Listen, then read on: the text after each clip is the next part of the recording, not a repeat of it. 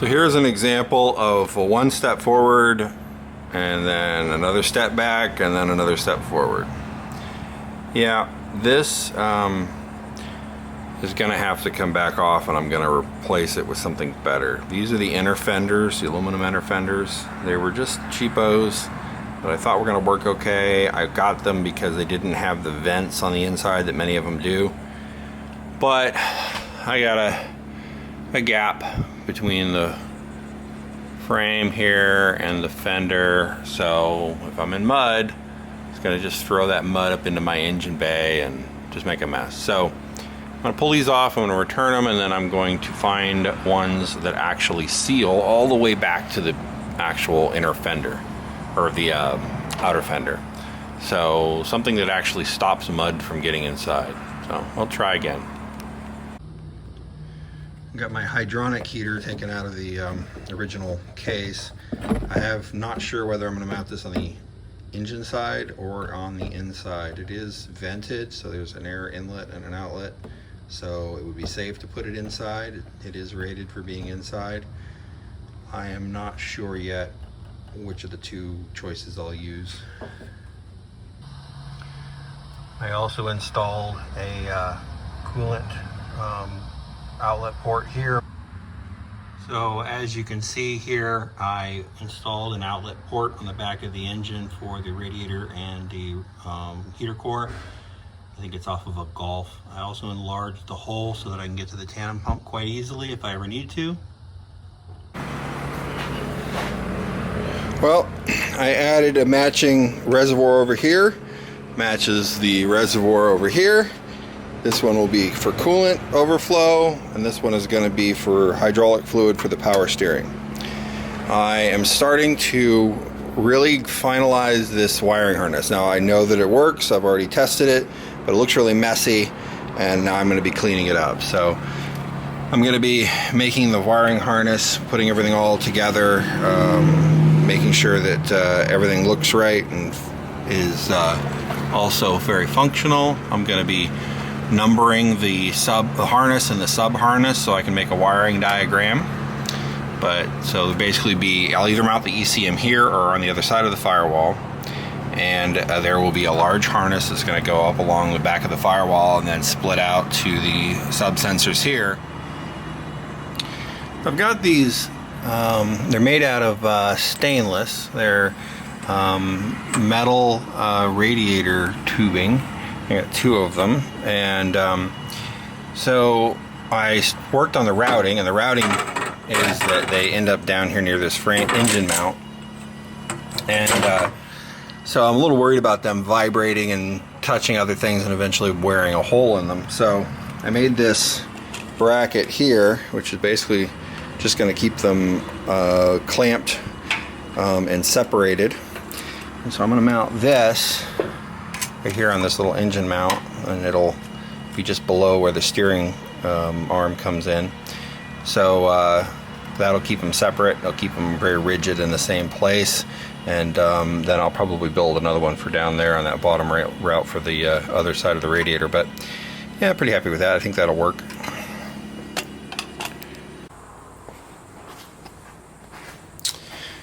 So I'm pretty happy with how this turned out. A little,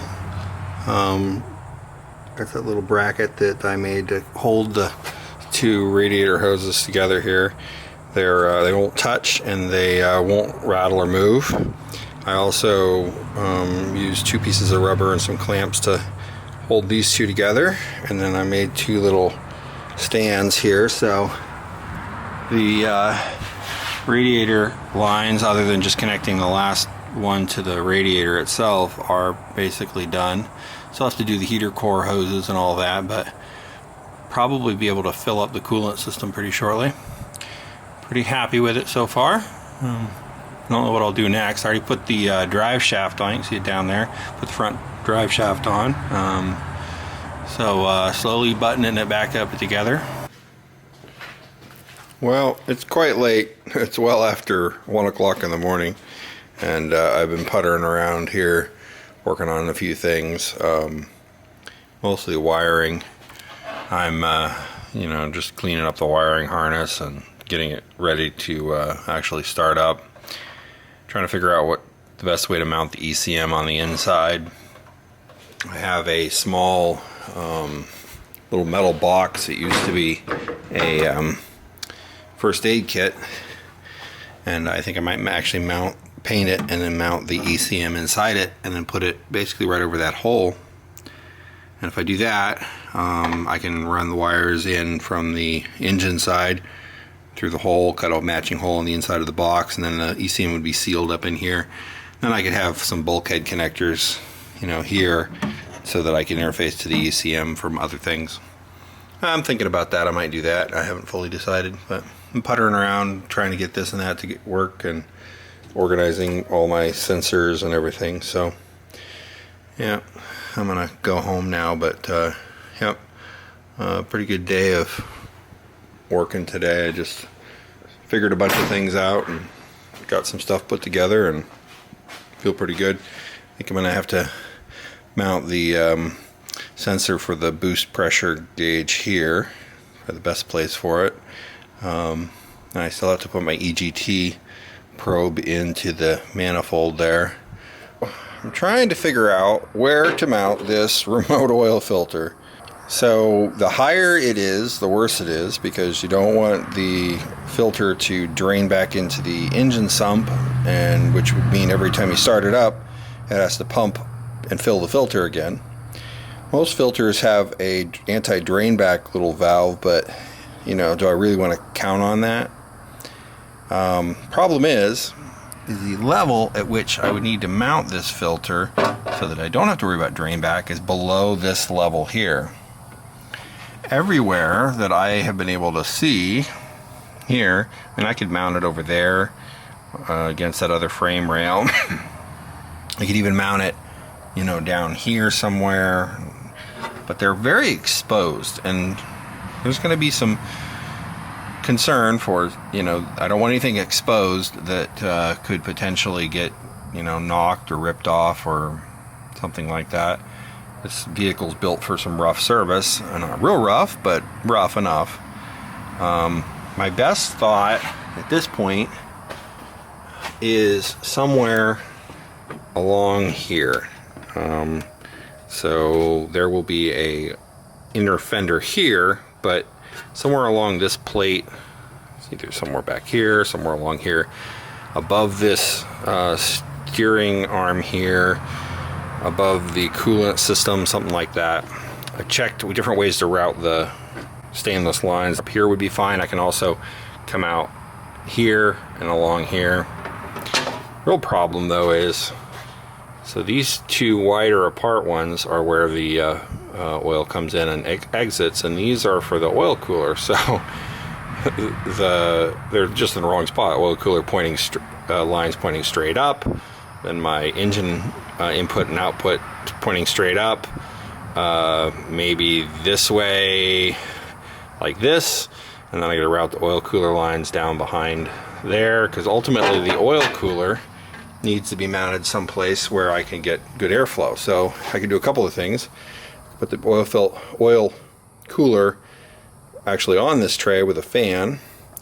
Some people even mount it into the hood, but that's, the higher you go, the worse it is. I don't want to drain back. The real good place for the oil cooler would be actually at the bottom of the radiator below the intercooler. So they have a wide oil cooler that goes here.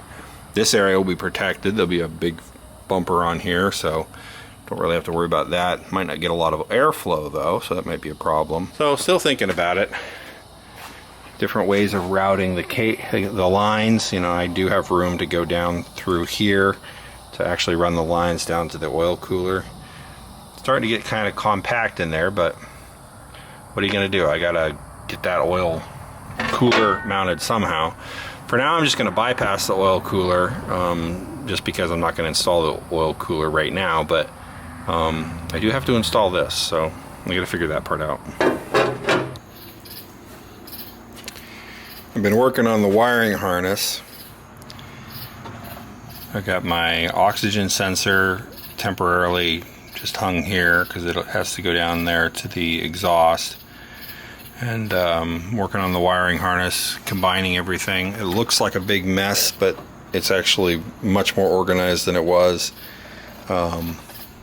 So I have to put this little aluminum bung on here for the manifold absolute pressure.